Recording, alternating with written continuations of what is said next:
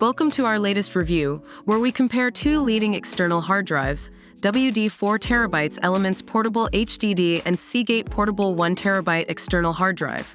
If you're on the lookout for extra storage, stick around as we give you a thorough comparison of both these devices. Don't forget to like and subscribe for more tech reviews. The Seagate Portable Drive is cheaper than the WD Elements by $40, making it an affordable option for those looking for a budget-friendly external hard drive.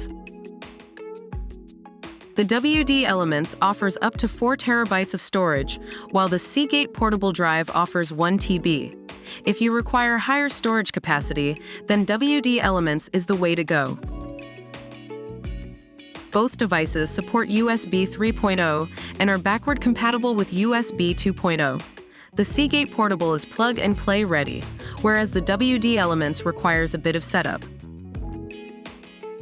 If you're using a Mac, reformatting may be required for the Seagate Portable.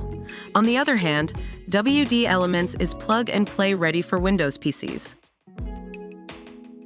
That's it for our comparison of WD Elements Portable HDD and Seagate Portable External Hard Drive.